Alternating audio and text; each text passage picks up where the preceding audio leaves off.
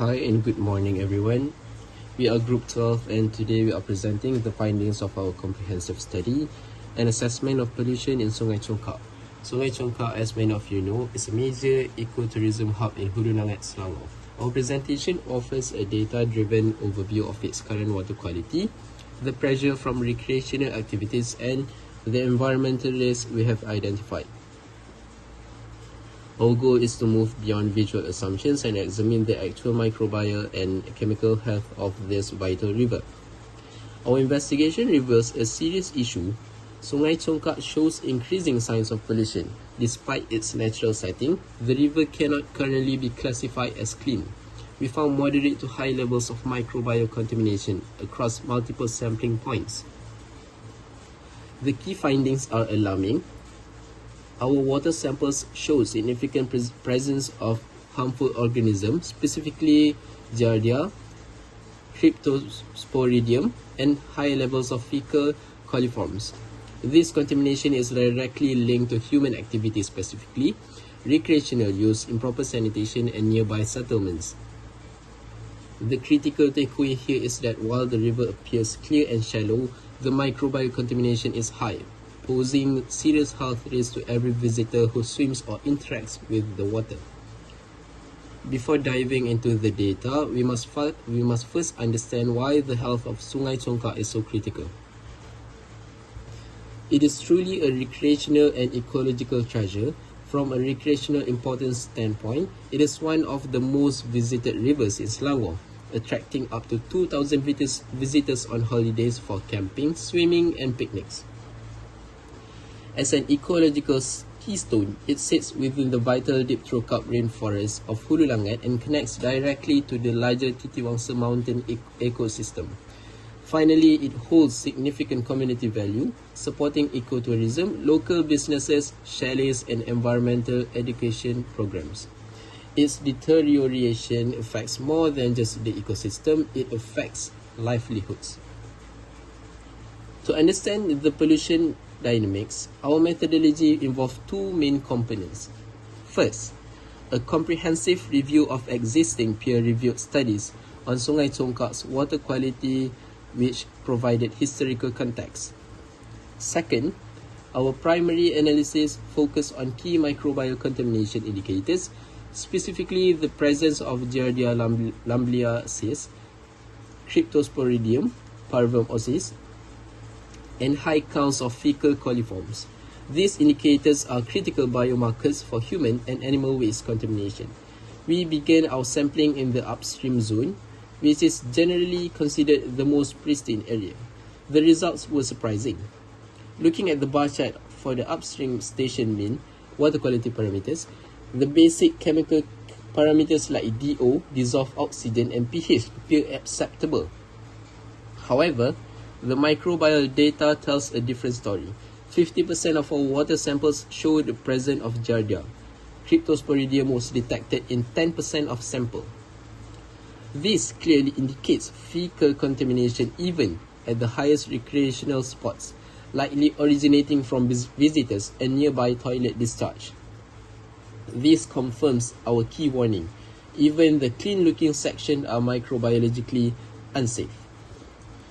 Moving to the midstream station, the impact of high visitor density becomes acutely visible.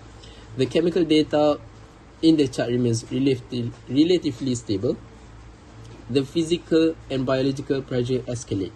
In this zone, we observe significant signs of recreational overload, including improper disposal of non-biodegradable waste such as soap, food waste, and diapers.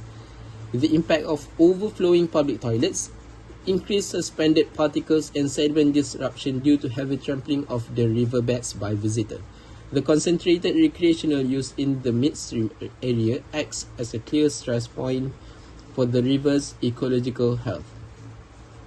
Finally, our downstream station, located near campsite and major picnic zones, demonstrated the highest levels of contamination, confirming a clear correlation. More visitors equal higher microbial concentration. Here we see the cumulative impact from all upstream sources as well as new sources specific to the downstream area, These potential sources include direct public toilet discharge, wastewater runoff from surrounding chalets, general runoff following rain, carrying pollutants, barbecue ash and food remnants left near the riverbanks.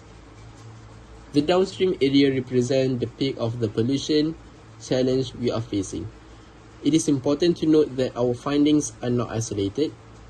Previous research and observations strongly support our conclusion, highlighting a persistent long-term problem. Past studies have documented parasites contamination in Sungai Chongkak. Disturbingly, antibiotic-resistant bacteria were found in 2025 study, and there are historical links to a typhoid outbreak in the past. The combined evidence indicates that over-recreation is contribution to waste accumulation, which in turn degrades the air and soil quality in addition to the water. The question we must address now is, what happens if we ignore the problem? The risks fall into three critical categories.